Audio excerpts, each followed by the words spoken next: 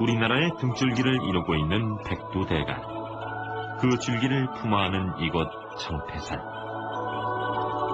긴 세월 동안 자연의 힘과 사람들의 땀방울이 청태산을 울창한 숲으로 펼쳐놨습니다. 청태산의 울창한 숲은 자연림 20%와 인공림 80%로 독특한 구성을 하고 있습니다. 스스로 자란 덩치 큰 나무들, 신갈나무, 볼배나무, 쇠물풀의나무, 고로쇠나무, 산달나무, 진달래, 철쭉 등 수십 종을 헤아리는 토종나무들이 다양한 모습으로 우거진 숲에 뿌리를 내렸습니다. 사람들은 40년 이상 땀 흘리며 낙엽송, 잣나무 같은 나무를 심어 인공림을 조성했습니다. 하늘을 향해 뻗은 나무들은 키가 10m를 넘고 가슴 높이 지름이 40cm나 되게 자랐습니다. 자태도 당당해졌습니다. 이 자연림과 인공림은 자원의 보고입니다. 숲은 무엇보다 모든 생명들에게 맑은 공기를 공급하는 산소 공장과 녹색 댐을 제공해줍니다. 바로 이 산자락에 청소년 녹색교육센터가 자리 잡고 있습니다. 청소년들이 숲을 체험하고 학습하며 휴식하는 숲문화 체험 공간입니다.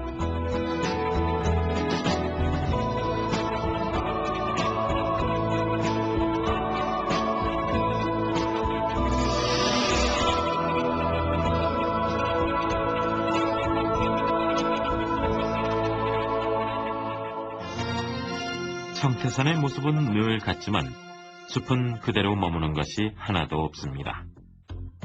이렇듯 다양한 나무들 사이엔 계절마다 색다른 풀들이 화려한 잔치를 펼칩니다. 겨울을 보낸 산에는 아직 잔살이 남아 있습니다. 하지만 동토를 뚫고 나온 봄꽃들은 강인한 모습으로 봄 기운을 토하고 있습니다. 4월 중순 높은 산 능선에는 생강나무가 노란 향기를 자랑합니다. 산설밭에 고개를 든 꾸엉의 바람꽃이 매운 바람을 이기고 목을 고추세웁니다. 행복과 장수의 상징인 황금색 복수초입니다. 설날에 이 꽃을 어른들께 선물하던 옛 풍습이 있었다고 합니다. 얼레지는 붉은 자주색 꽃이며 잎은 2장입니다. 잎에 얼룩무늬가 있어 이름이 붙여진 것입니다.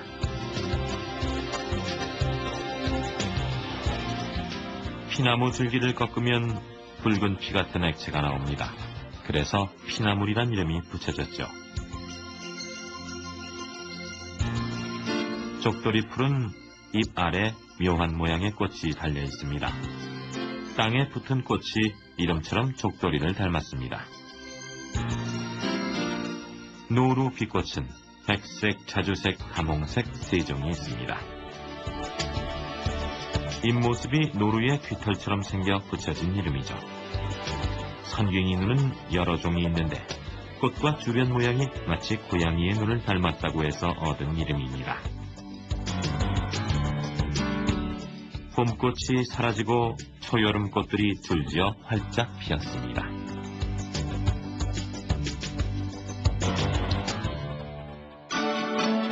세월은 숲을 다양한 모습으로 변화시킵니다. 사람이 성장하듯 숲도 여러 성장 단계를 거칩니다.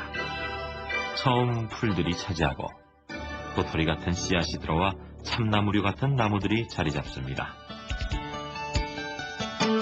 그 다음엔 솔씨에서 자란 소나무가 점점 성장해 갑니다. 나중엔 제법 큰 키로 자라 소나무 숲을 형성합니다. 이런 숲의 변화를 천이라고 합니다. 여름과 초가을엔 버섯류의 역할이 분주해집니다. 습기가 많은 숲 그늘을 찾아가면 꽃처럼 피어나는 대규모 버섯 군락을 쉽게 만날 수 있습니다.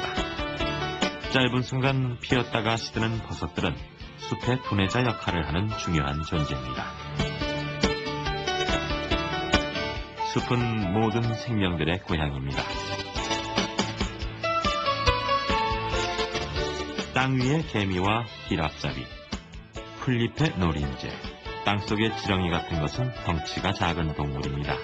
이들은 청개구리, 아무르 장지뱀, 박새, 다람쥐, 너구리, 호랑이, 멧돼지 등의 생명체들과 더불어 목숨을 이어가고 있습니다.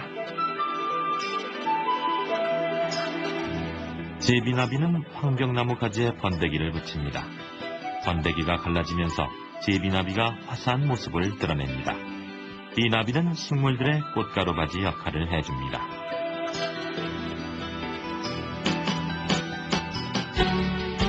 하지만 반대로 나비들은 식물들의 잎 줄기의 혜택을 받아 어른벌레로 성장하죠. 숲속에 있는 곤충들은 참나무류 나무들을 좋아합니다. 나무 진을 먹으려는 곤충들이 모여들어 싸움을 벌이기도 하고 사랑을 속삭이기도 합니다. 에사키 뿔노린재는 나뭇잎에서 짝짓기를 한 뒤 알을 낳습니다. 이렇게 숲속에서 곤충들은 삶을 누리고 있습니다. 이어 새들은 숲의 곤충들에게 다양한 형태로 혜택을 얻습니다. 숲은 특히 새들이 나서 자라고 번식을 하는 곳입니다. 숲들이 봄 기지개를 펴면 새들도 번식을 시작합니다. 새들의 번식에서 둥지는 무엇보다 중요합니다. 둥지는 알을 낳고 새끼를 기르는 보금자리로 새마다 각각 독특한 형태를 갖고 있습니다. 구멍을 파는 둥지 새들을 알아보겠습니다.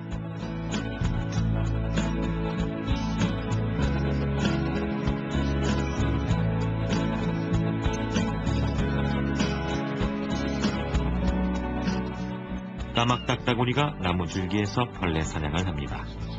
둥지굴에 있는 새끼들을 키우기 위해 많은 먹이를 구해야 하기 때문이죠. 처음엔 딱따구리를 나무들을 해치는 새라고 미워한 적도 있었습니다. 그러나 나무 속의 벌레들을 파먹는 이로운 새랍니다.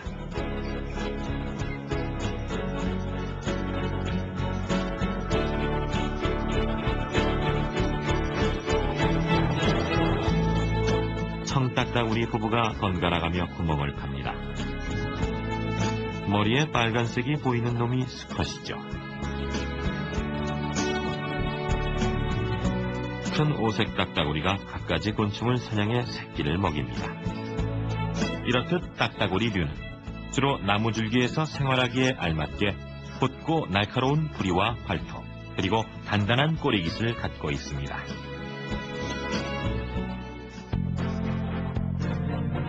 빈 구멍에 둥지를 짓는 새들을 알아보겠습니다.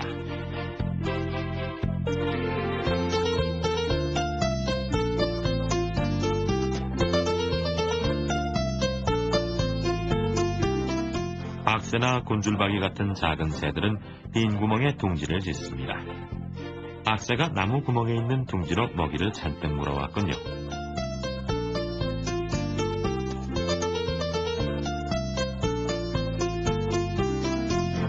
제법 자란 새끼들이 먹이를 달라고 포챕니다.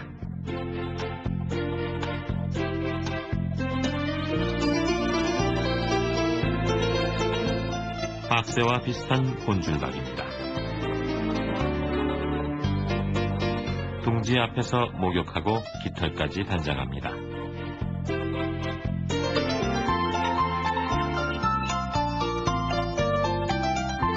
둥지를 짓기 위해 지푸라기를 나르느라 분주합니다.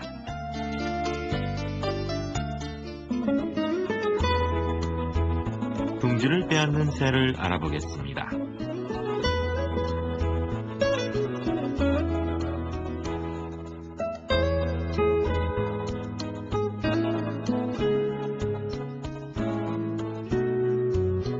숲은 파랑새에게도 좋은 번식지이자 사냥터입니다. 파랑새는 까치의 둥지를 빼앗거나 딱따구리가 빈 소나무 구멍에 만든 둥지를 빼앗습니다. 부모는 알을 품고 새끼를 지키죠. 사이좋게 먹이도 구해옵니다.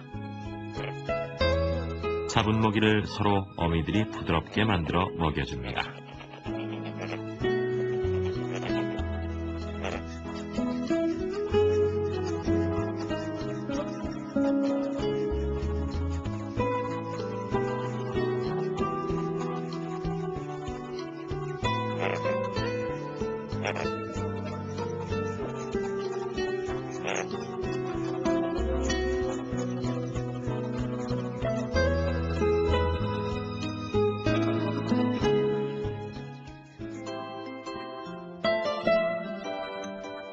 스스로 둥지를 짓는 새들을 알아보겠습니다.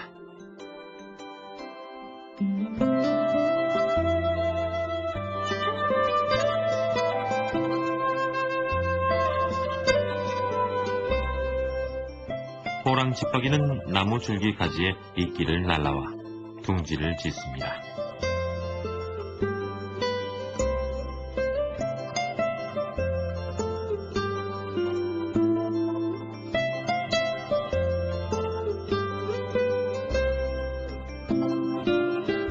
땅속에 사는 지렁이를 먹이로 잔뜩 구해왔군요. 새끼들에게 뛰어난 영양식입니다.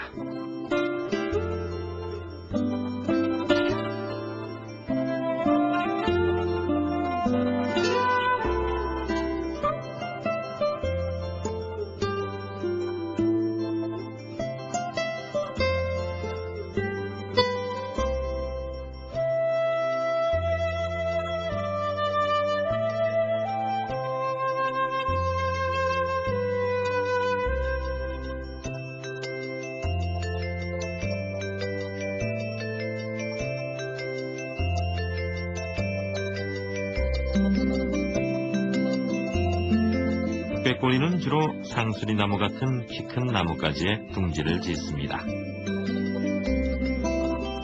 곤충과 작은 열매를 먹습니다.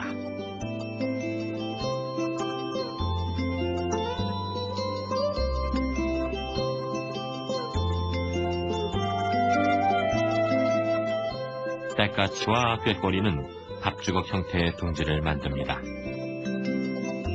알부터 품기 시작해 벌거숭이 새끼들을 부화시키고 부지런히 키웠습니다. 제법 큰 새끼들에게 깃털이 생겨났습니다. 주식은 여치 같은 곤충이나 청개구리입니다. 천연기념물 제323호인 붉은 배 샘에는 숲 근처에 둥지를 틀었습니다. 낮에 사냥하는 맹금류입니다. 높은 나무 둥지에서 알을 품고 있습니다. 주로 작은 양서류나 파충류를 사냥해 새끼를 키웁니다. 오목눈이는 숲가의 작은 나무나 낮은 나뭇가지의 둥지에서 새끼들을 키웁니다. 이끼류가 둥지의 재료로 쓰입니다. 너다섯 마리를 키우려면 적어도 하루에 애벌레 100여 마리는 구해와야 합니다.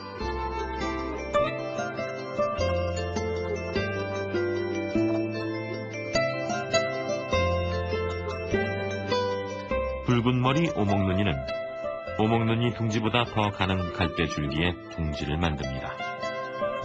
그리고 알을 품고 새끼를 키웁니다. 독특한 새들을 알아보겠습니다.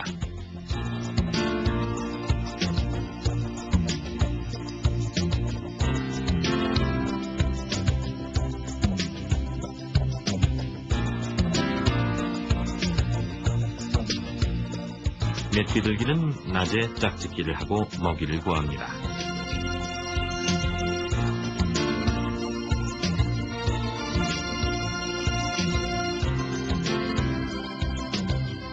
새끼 두 마리가 어미의 젖을 받아먹는 모습이 독특하죠. 위에서 젖처럼 부드러운 먹이를 부리로 터해 새끼들을 먹입니다.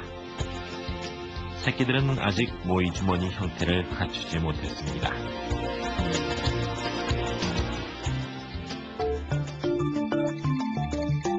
깊은 숲속, 올빼미는 밤사냥꾼입니다. 나뭇가지에서 구멍으로 날아듭니다. 빈 나무 속 둥지에서 기다리던 알을 품어줍니다.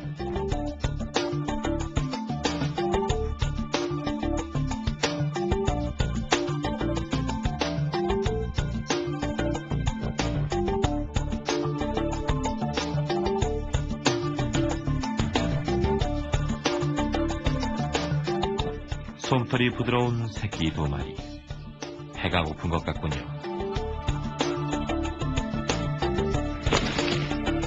어미는 바람을 가르고 날아와 눈 깜짝할 사이에 쥐를 낚아챕니다.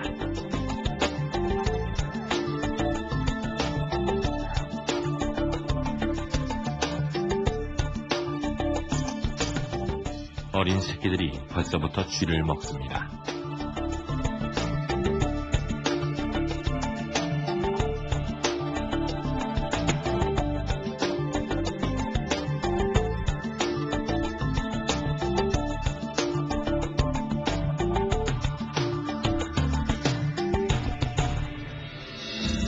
숲은 다양한 생명체들의 먹이이자 피난처, 휴식처이고 새끼들의 보금자리입니다. 청태산에 깃든 갖가지 생명들이 나름대로 결실을 거두고 있습니다. 비교적 덩치가 큰 고라니는 숲에 사는 초식성 젖먹이 짐승입니다. 다양한 식물들을 먹고 은신처로 삼으며 새끼를 기르죠. 멧돼지는 잡식성 동물입니다.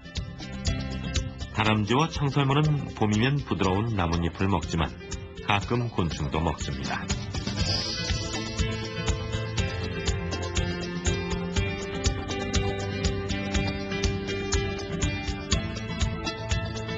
가을엔 열매를 먹이로 저장하죠.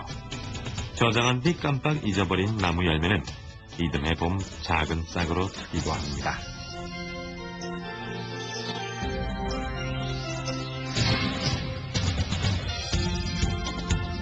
숲에 풍부한 생물 자원을 가진 나라가 부자 나라입니다.